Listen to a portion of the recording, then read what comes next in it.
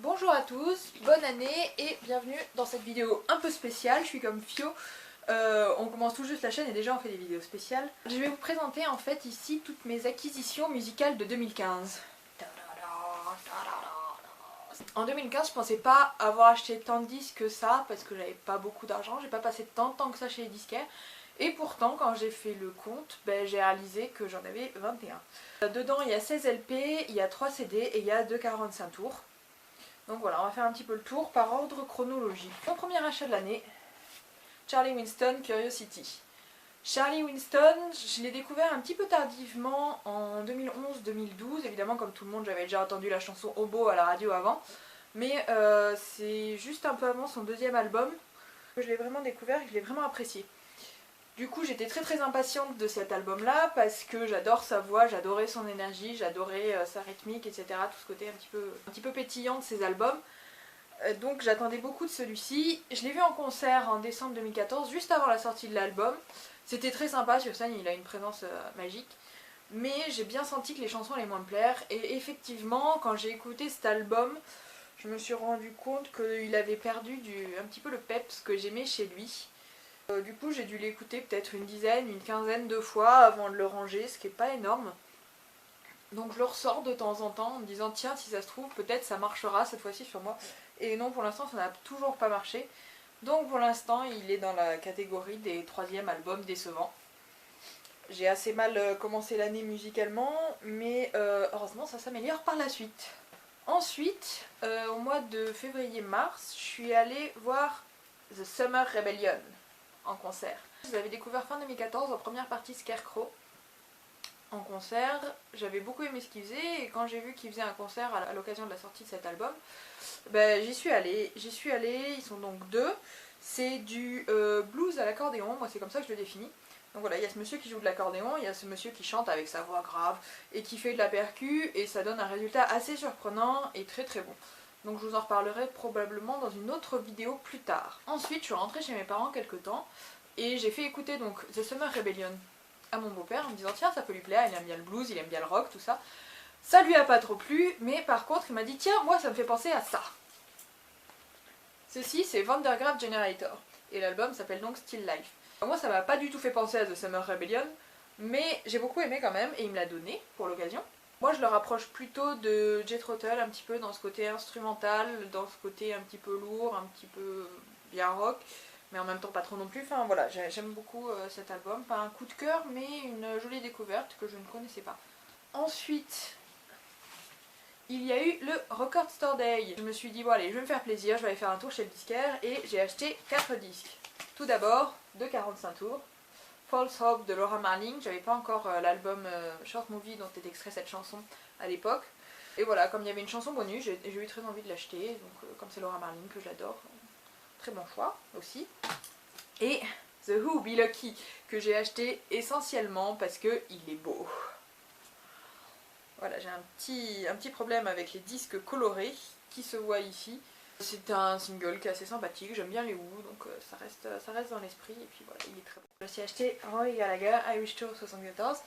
Rory Gallagher, c'est un ami qui me l'a fait découvrir l'année dernière, et voilà, c'est du blues, c'est très bon, et celui-là c'est un 10 pouces. C'est mon premier disque de Rory Gallagher, j'en suis contente, c'est un live en plus, j'aime bien les lives, donc bon point pour celui-là aussi. Et j'ai acheté quatrième album, Ocean de John Butler. J'ai découvert avec John Butler Trio au Main Square il y a 2 ans. Celui-là c'est un maxi, je crois que c'est comme ça que ça s'appelle quand un 12 inch est en 45 tours. J'ai un très mauvais vocabulaire musical, vous m'excuserez.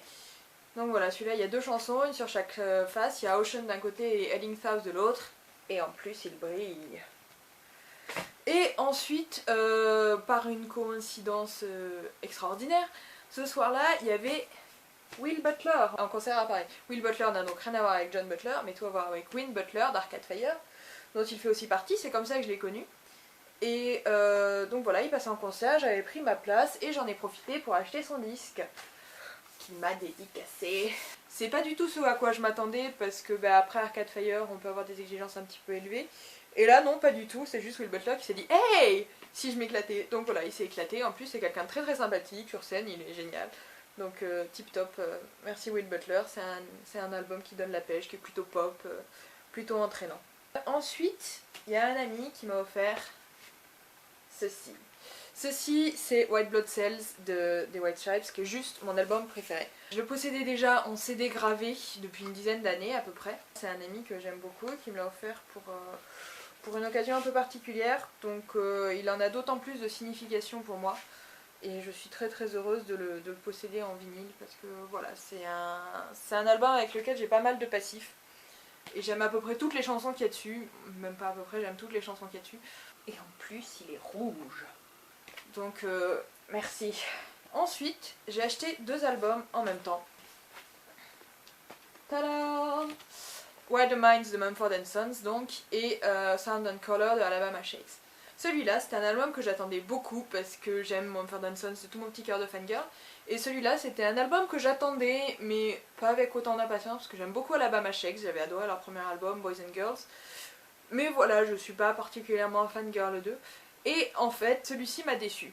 Parce que justement, comme j'aime Mumford & Sons de tout mon petit cœur de fangirl, j'attendais beaucoup d'eux, j'attendais cet album avec tellement d'impatience depuis approximativement 2013, que du coup quand il est sorti et que c'est un album où ils ont un peu laissé de côté le banjo, un peu toute leur influence bluegrass pour donner un son plus pop rock électrique. Du coup c'est un bon album de pop rock qui est bien foutu en lui-même, qui s'écoute assez facilement.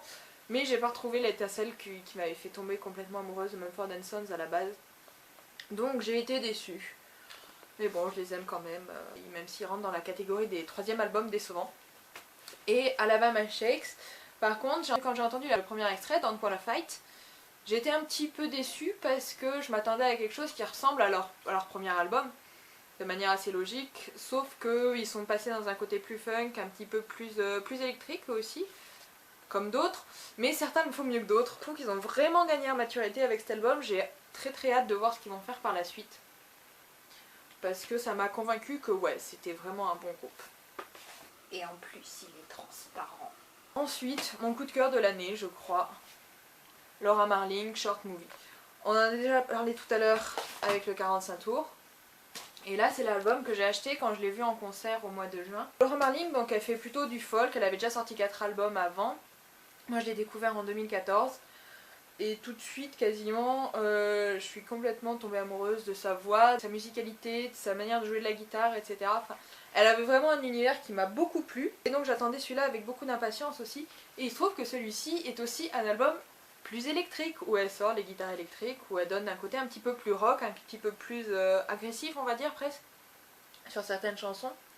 Mais là où chez certains ça ne marche pas, pour ne citer personne, chez elle c'est totalement réussi. Pour moi, elle a vraiment elle aussi, comme Alabama Shakes, gagné en maturité. J'adore cet album, il est merveilleux. Je pense que c'est son meilleur album à ce jour pour moi. Je vous en reparlerai dans une prochaine vidéo de Laura Marling, parce que j'ai beaucoup de choses à dire sur elle, et qu'elle est absolument merveilleuse. Après ça, c'était l'été, il y a eu mon anniversaire, et mon beau-père m'a offert ceci. Il m'a dit tiens, c'est du rock californien, tu verras, c'est cool. Donc il y avait The Eagles, Hotel California, et The Doobie Brothers, The Captain and Me.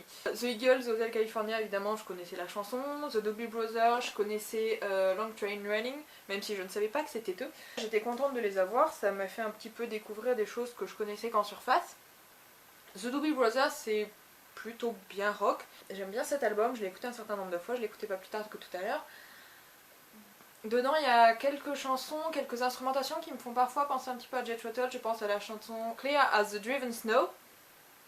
The Eagles, je l'ai pas écouté beaucoup par contre parce que je crois qu'il est rayé, donc faudrait que je le nettoie. Mais voilà, c'est pareil, c'est dans le même esprit, donc je suis contente d'avoir ces 2 albums qui étoffent un petit peu ma connaissance musicale. Ensuite est venu un album pour lequel j'avais pas d'attente particulière et qui a été une très bonne surprise, et c'est Eyes Wide Tongue Tied des Fratellis. Les Fratellis, j'avais adoré leurs 2 premiers albums. Ils sont séparés, ils sont revenus il y a 2 ans je crois avec un 3e album, We Need Medicine, qui faisait partie des 3e albums décevants on va dire. Voilà, c'était un album pop rock qui faisait son effet mais pas plus que ça. Et donc quand celui-là est sorti, j'en attendais pas grand chose, je voulais voir ce que ça faisait. J'aime bien suivre les artistes un petit peu, donc je l'avais acheté, je l'avais précommandé. Il est dédicacé. Regardez comme il est beau. c'est en partie pour ça que je l'ai acheté. Donc voilà, j'en attendais pas tant de choses que ça. Et quand je l'ai écouté, je me suis rendu compte qu'en fait il était vachement cool, surtout les 3 premières chansons qui sont Me and the Devil, Impostors et Baby Don't You Lie To Me. Donc pas un coup de cœur, mais globalement très contente de cet album. Parce que je trouve qu'ils ont retrouvé un petit peu l'étincelle de leur début, ce qui m'avait plu chez eux. Donc ils sont en bonne voie pour la suite et je vais continuer à bien les suivre, d'autant plus je les ai vus en concert à l'automne et c'était très très chouette aussi. Donc voilà, bonne surprise et bon point pour celui-là.